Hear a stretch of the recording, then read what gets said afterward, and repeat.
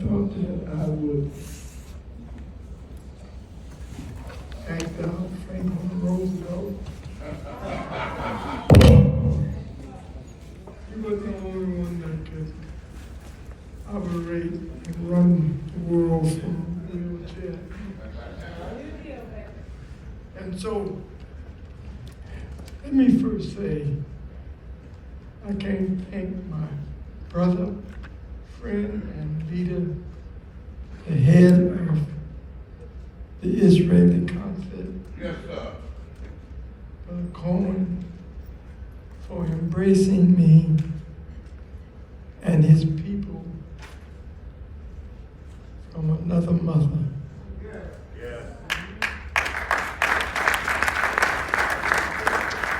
When Mayor Rahm Emanuel came on the south side, I sent my son, who was born in Israel, and told him that he was his brother from another mother. Not only did the mayor and I develop a great friendship and a great relationship, but he gave the second generation of us in Israel an award to recognize Soul Vegetarian as the restaurant worthy of receiving the grant in Chicago. Now, I'm going to be very short tonight in terms of my presentation, because Prince Asiel has already spoken. Yes. He's Danny Davis, Yes, he's sir. Donnie Trotter, Yes, sir. he's Coy Pugh, Yes, sir. he's Richard Boykin, Yes. he's Dr. Carol Adams, who introduced me to Roy Otley, documenting the Hebrews in America. And she traveled to Israel with me to firsthand see. I also took Islamic leaders from Chicago Yes, sir. so that they would see that Israel was not racist towards Muslims. I took a militant Islamic community to Israel to see for themselves Yes, sir. that they were great people and that they welcome us. Our promise in Israel was not racism. It was getting to know each other, because they had been abused so badly, they didn't know who to trust. But then the God of Israel brought the Consul General Cohen, and he received me as his long-lost brother and family member. Dr. Rosenstock received me. He did not doubt until he was able to verify. When Prince Amiel and Prince L. Ram reached out for Professor Rosenstock, he did research on us. He did research to make sure, as any scholar would do, that we were the ones that Goldberg wrote about. So he investigated whether or not the people who knew Goldberg could validate him writing a letter to us in 1971. We wrote him back and said, we want to come see you in Germany. He said, not yet, because all of Germany will hail your coming. He said, I see it. This man was in his 90s when he wrote us this. A Nazi, former Nazi, writing to a black American. And he meant it. And so as God would have it, the Holy One of Israel put the professor in my life. And from there, we are here tonight to say to the world, blacks and Jews from the night on got an ally in America to help them understand better the Jewish community and the Israeli community. So, I want to say to you tonight, without preaching a sermon or needing to occupy the space, that Jesse Jackson Jr. brought full circle to the pain of the black man that needed to be chiseled out of that marble. Like the stone that the builder rejected and said that we now will become the chief cornerstone to bring peace and justice to the world. And so, Congressman, I'm proud to be your brother, your friend, your mother, your father have set a scale, a bar that's difficult to master in Chicago. Yes, sir. Under much abuse and much scrutiny. You were destined to success and failure so that you could come as the new Jesse Jackson.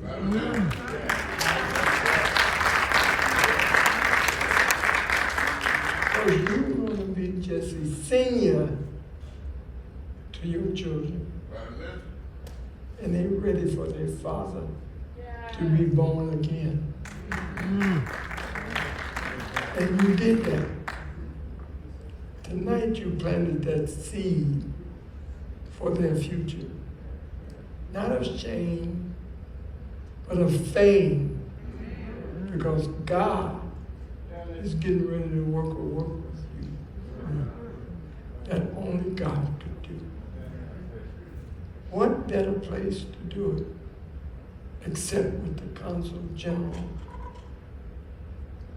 of Israel, the land of the righteous,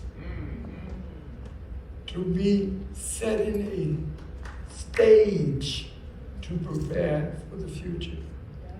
I'm asking you to join me, along with Congressman Davis, to begin to make the politics of America see Israel in a different light. They are not racist. We're not saying that there are people that are ignorant of who we were and are. But the bar is being set. The Consul General has lifted it up. So that if you are a good hurdler, you'll be able to overcome the racism of this world. Because Israel has set the bar. Because they came out of Europe and brought all the people of that land into a coalition that you heard him talk about. And he received me in that coalition of people in that land.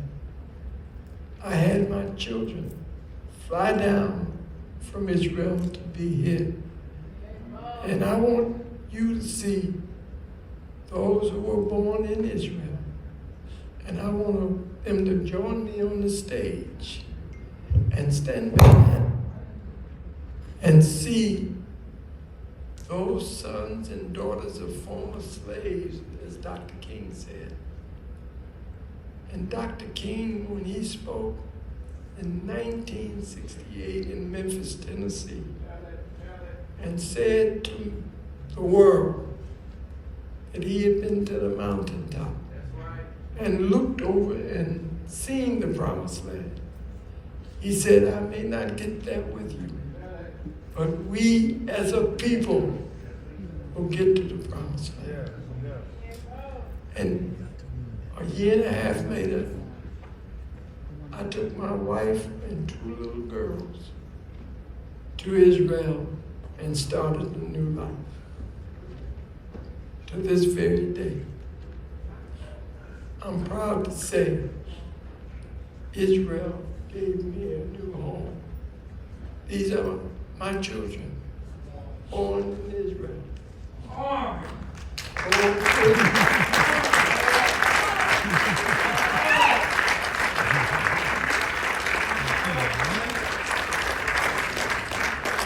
And they were educated in Israel, all the way to master's degrees and PhD in Israel. Yes, sir. All of these are our children. These are your children.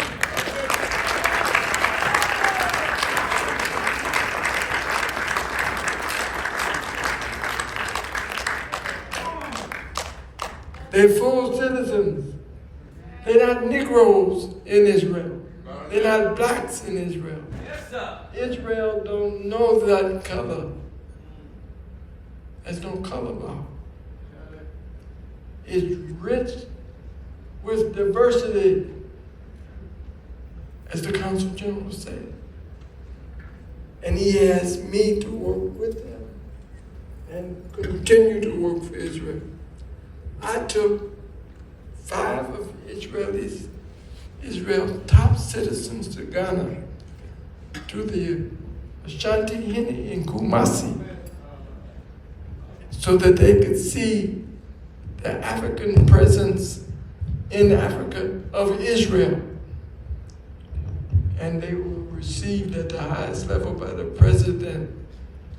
I went to the Ghanaian embassy of Israel and met the scholar of the wife of the Consul General. I took the head of the security of Israel so that they could see for themselves. I took the head of Agradev to talk about the drip irrigation. You don't know how great a relationship we have in Israel with all of the people,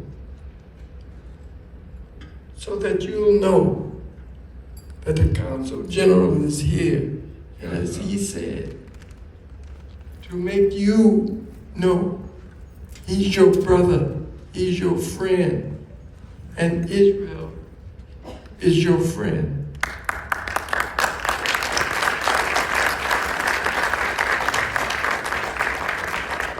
So they served in the military. They became not killers, but protectors of the land. They have plans to lift up God's land and people. So I want you to know, I'm here not for me, but for the peace of Israel. And these sons and daughters of yours and ours are making you proud in that land.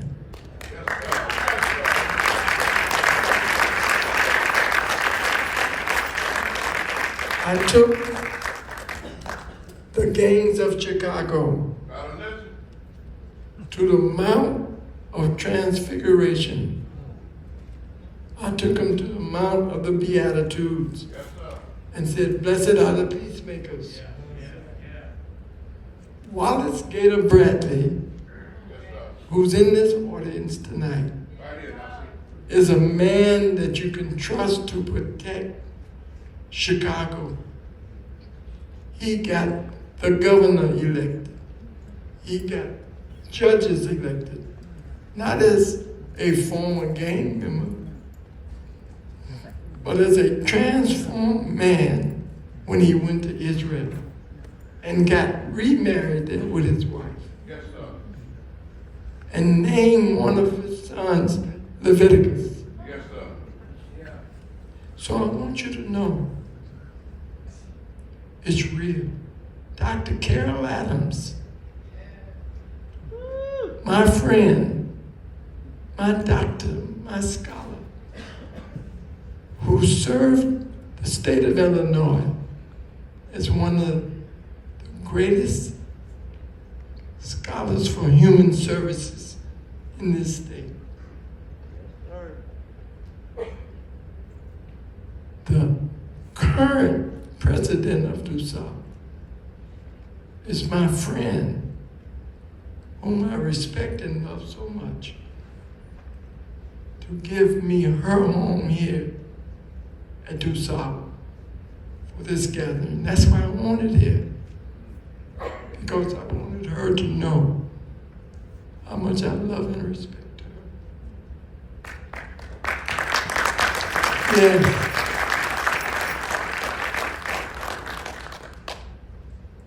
I'm in rehab right now. It'll take me a month or so to get my strength back during this pandemic. Yes, it attacked me to try to weaken me, but I'm committed to coming back stronger than ever.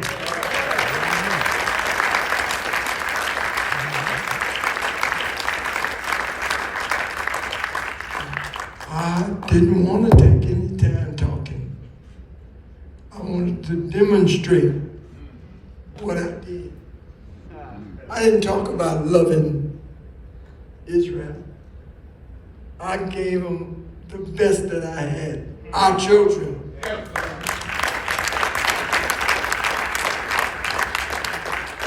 These are sons and daughters and grandsons and granddaughters, all speaking Hebrew, educated in Israel University, from grammar school all the way.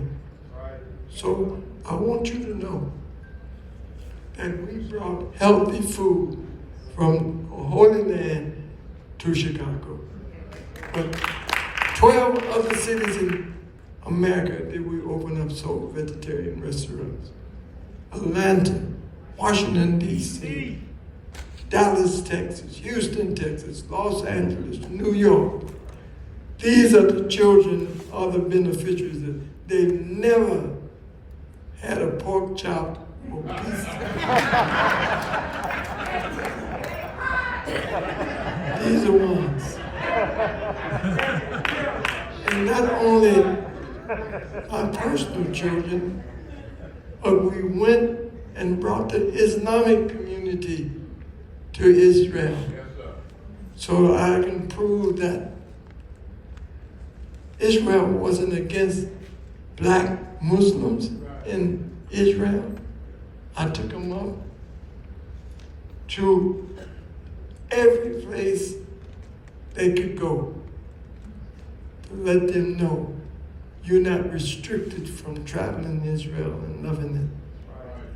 And so all of those who had heard negative things about Israel against Muslims, they found it wasn't true. I wanted you to hear that. I wanted you to see that, so that you would know that the partnership between Black America and Israel is real, so that we can now heal the family. That's what Professor Rosenstock's message was about. Healing the family. So let me close now by saying, Asiel, my scholarship son, who is politically astute, is working with the Ethiopian community, the Sudanese community. Because when I met Christina King, she said, let us develop a plan to make sure that Israel is not accused of reverse racism by deporting the people of Ethiopian and Sudanese background. And that's exactly what we're doing now. Yes, sir. We're looking for a spot in Africa, in the Holy Lands, so that they can go back. And we're working with Israelis to develop a new vision for those who want to see Israel as the Holy Land and live. Israel is not big enough to take all the refugees from Africa because it's a democratic country and free. Nor can they take all those who say they want to be there. The Holy Land runs from the Nile to the Euphrates. And between that, Israel is a small space. So we are educating those Africans who want to come to Israel to show them how to build Israel throughout the Holy Lands. So that's what I got about. That's what Shiloh is all about. That's what Christine is doing, and we're getting ready to launch it. And that's why we're asking you to stand with us, stand with Christine, so that she can launch this new vision for God's people. Thank you very much.